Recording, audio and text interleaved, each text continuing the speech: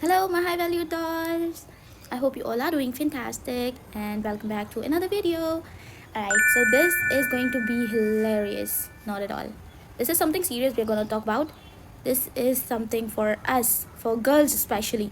शाबाश बेटा बहुत बढ़िया Munna We have listened a lot of people saying we should let go things, we should let go people, we should let go job, we should let go things that hurt us, we should let go feelings, emotions, etc.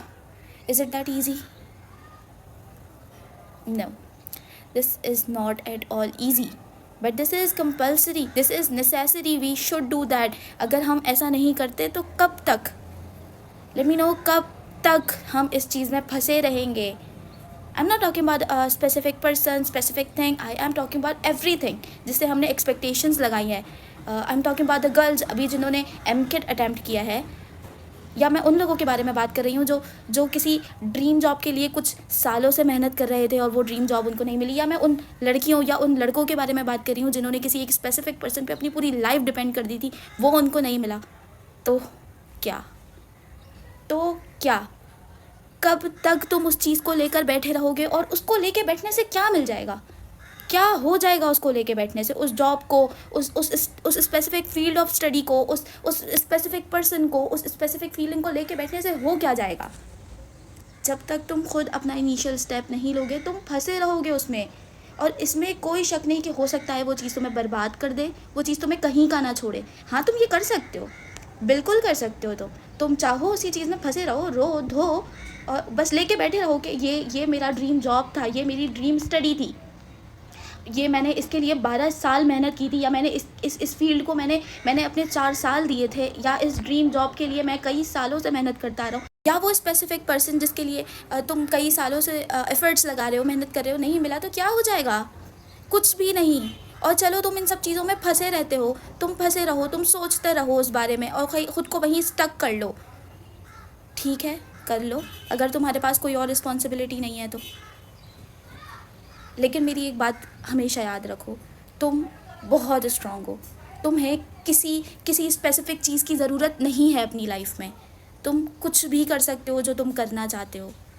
You are that strong कि तुमने अपने सामने, you have seen your father और your closed one lying in front of you dead.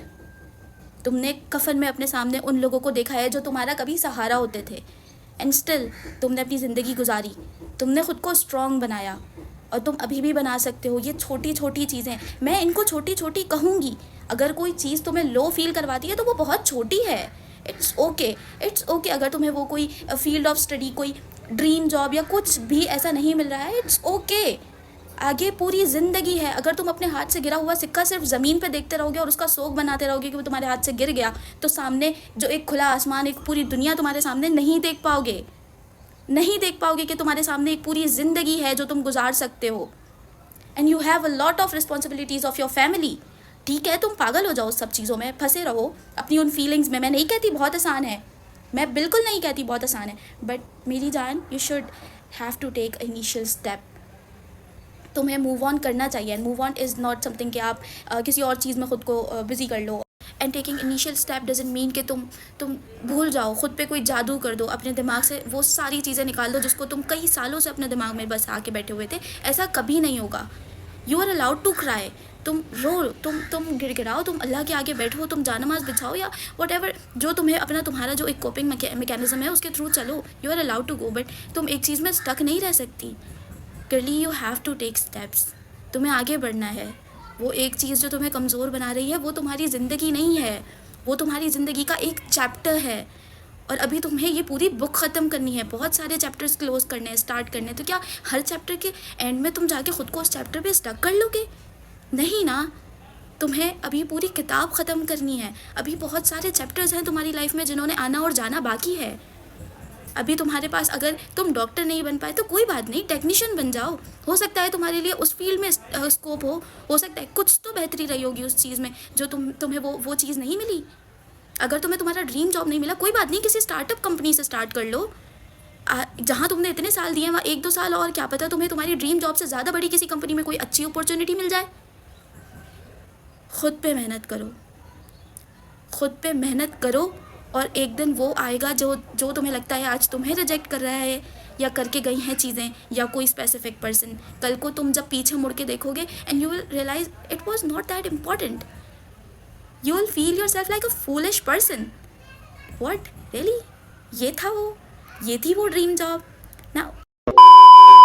तो सोचा ही नहीं था कि जो आज मैं हूँ वो उससे कहीं ज़्यादा बेहतर है. ये शायद मेरा कंफर्ट जोन है. अब मैं ऐसे ही रहना चाहती थी, या मैंने तो ऐसा सोचा भी नहीं था जो मुझे मिल गया है. सब बेहतर हो जाएगा, वक्त लगेगा, मुश्किल होगा, लेकिन इम्पॉसिबल कुछ नहीं है. And I really wish all of you that आपको कभी लेट गो करने की कोशिश ही ना करनी पड़े. आप जो चाहें वो आपको मिले, और अगर नहीं भी मिलता तो it's not a big deal. Okay, take care, bye.